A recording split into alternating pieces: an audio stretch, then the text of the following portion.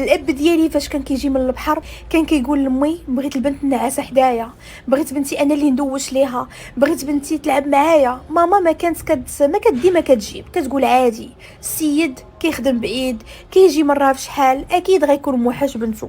وكانت فعلا كتخليني ليه، وهو اللي كان كيدوش ليا، وباقي كنعقل كيفاش كان كيدوش وكيفاش كان كيقيس الجسد ديالي وكيفاش كان كيقيس المناطق الحساسه ديالي. انا ما كنت فاهمه والو في هذاك الوقت.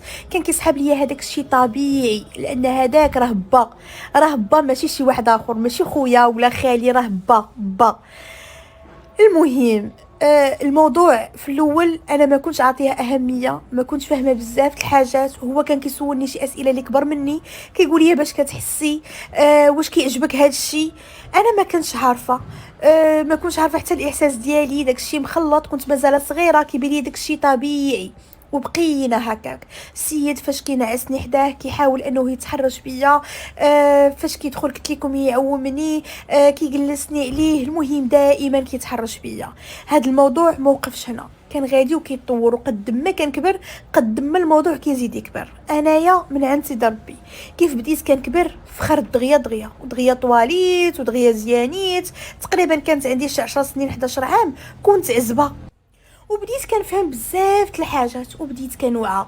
تما في الوقت اللي انا كنت باغا نتهرب من الاب ديالي، الاب ديالي كان كيحاول يبين لي ان هذا الشيء طبيعي، وكان دائما كيقول لي هذا السر ديالي انا وياك، ما تقولي لماماك حتى شي حاجه. ماما في هذا الوقت كانت مرضات، وخاصه من مورا ما ولدت خويا الصغير كانت مرضات ديال بصح، ولا دائما كتعاني. وفي الوقت اللي كيجي الاب ديالي كيقول لها هزي الدراري وسيري انا غنقابل البنت، بحكم انني انا كنت كنقرا، كنت كنبقى انا وياه في الدار. وتخيلوا الوقاحه والجرأه ديال هذاك السيد فين غتوصل. تخيلوا كيمشي للبيت النعاس ديال ماما وكيهج لي شوميز دو نوي ديالها وكيقول لي لبسيهم وتمشى. كنتمشى وكيبدا يصورني ويقول لي ديري هكا ديري هكا، وكنقول له بابا، كيقول لي عادي انا باباك واش غتحشمي مني. هذه هي الهضره اللي كان كيقول لي. بحكم كيف ما قلت لكم كنت مازال صغيره، بحكم ان الام ديالي ما عمرها ما دوات معايا في هذا الموضوع، ما عمرها ما حضراتني، كنت عارفه حاسه لداخل ديالي ان هذا الشيء ما كيدارش. ولكن اللي كان مبرزتني كنقول راه با هذا زعما ما عرفتش، كنت مازال صغيره، مازال طفله، مازال ما عارفه والو. الموضوع ما غاديش يوقف غير هنا، يعني غير في لو شيميز دو نوي وتمشى قدامي. الاب ديالي غيولي بحال باغي يوعيني وباغي يعرفني اشنو كيوقع ما بين راجل ومراه. غيولي فاش كيعطيني التليفون ديالو كيكون هكا متيليشارجي شي فيديو اباحي، شي تصويره كيعطيني انا اللعب، وفي نفس الوقت يعني كيخلي لي هذاك الفيديو غير حدايا. شحال من مره حتى كنتلاقى مع هذوك الفيديوهات ما كنتش فاهمه، كنت كنشوف هذاك الشيء اول مره شفت تصدمت، وكنت رجعت له التليفون ديالو هذيك الساعه وكنشدني وقال لي مالكي خايفه، عادي هذا الشيء اللي شفتي. قال لي هذه علاقه ما بين راجل ومراه.